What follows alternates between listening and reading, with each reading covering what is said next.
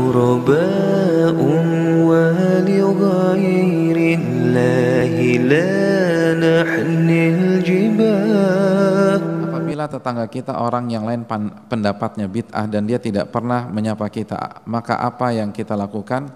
Yang kita lakukan adalah mengamalkan firman Allah dalam surat Fussilat, idfa' billati hiya ahsan fa idzal ladzi bainaka wa bainahu adawatun ka'annahu waliyyun hamim wa ma yulaqqaha illa alladzina sabaru wa ma yulaqqaha illa dzu hadzin adzim. Balaslah dengan yang lebih baik. Awalnya sebelumnya apa? Wala tastawil hasanatu wala sayyi'ah. Memang beda yang baik dengan yang buruk. Beda orang yang menyapa dengan orang yang cuek dan tidak menyapa. Berbeda orang yang ramah dengan orang yang kasar. Allah katakan beda, pasti beda. Tapi balaslah yang buruk dengan yang baik. Balaslah kecuekan teman kita tersebut atau orang tersebut dengan sapaan. Jangan antum ikut-ikutan menggunakan metodenya. Kita punya prinsip. Al-Islamu ya'lu wa la yu'la. Islam itu tinggi dan tidak ada yang lebih tinggi dari Islam. Islam mengajarkan kita berjiwa besar. Jadi kalau kita punya standar, kita punya standar kebaikan.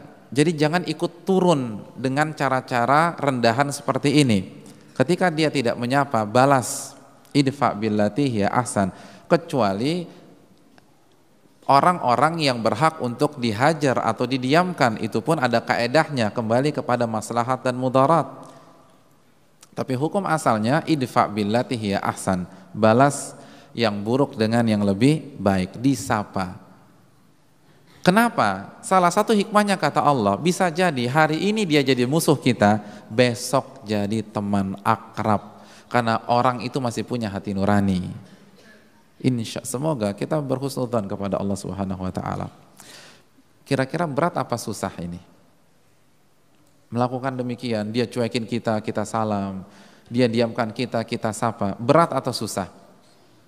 Ya, berat dan susah berarti ya. Kalau demikian, simak lagi ayat berikutnya atau kelanjutan firman Allah.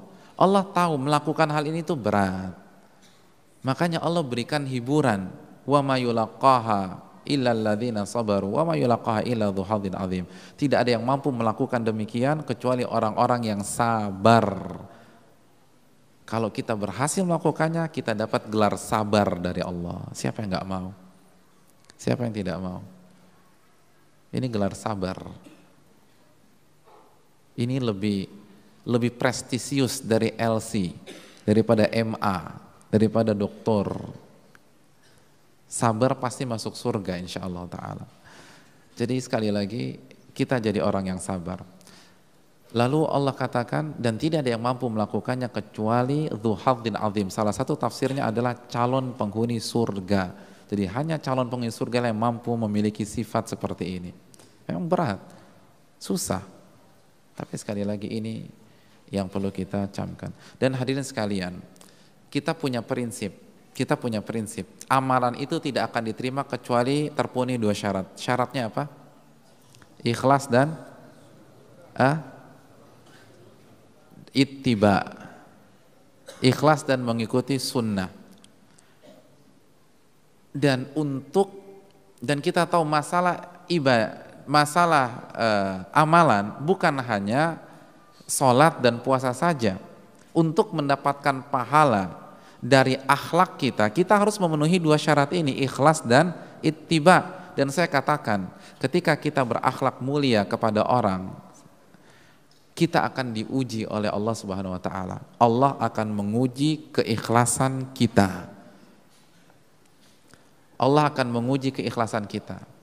Caranya gimana? Salah satu caranya kata para ulama, air susu kita dibalas dengan air tuba.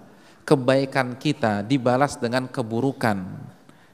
Ketika kita sapa didiamkan, ketika kita salam tidak dijawab, ketika kita kunjungi diusir. Ingat baik-baik, itu ujian keikhlasan. Benar tidak selama ini kita baik karena Allah? bukan karena manusia, bukan karena orang tersebut, bukan karena harga diri, bukan karena ingin membuat diri kita menjadi terkenal sebagai pria berakhlak atau wanita berakhlak. Orang yang berakhlak karena Allah, dia tidak akan marah ketika ada orang yang menzalimi dia secara pribadi. Ketika dia didiamkan, dia tidak akan ngamuk, dia tidak akan tersinggung. Kenapa? Karena dia ikhlas karena Allah. Dia tidak akan kecewa. Saya ingin bertanya, kenapa antum kecewa? Kenapa antum kecewa? Kita kecewa ketika tujuan kita tidak tercapai. Iya tidak? Ketika antum punya cita-cita jadi dokter, lalu antum ujian tes masuk Madinah dan tidak diterima, kecewa apa tidak? Cita-citanya jadi apa? Dokter. Lalu iseng-iseng ikut tes masuk Madinah, nggak diterima, kecewa apa tidak? Tidak. Orang itu bukan cita-cita saya. Tidak kecewa. Yang kecewa ketika kita punya tujuan masuk Madinah, lalu nggak keterima, kecewa? Kecewa. Kecewa itu kalau tujuan kita tidak tercapai. Nah, kalau tujuan kita adalah Allah pada saat kita senyum, pada saat kita salam, pada saat kita berbuat baik, pada saat kita kasih hadiah, lalu tidak dibalas dengan kebaikan yang sama, maka kecewa apa tidak? Tidak. Kita kecewa kalau tujuan kita manusia.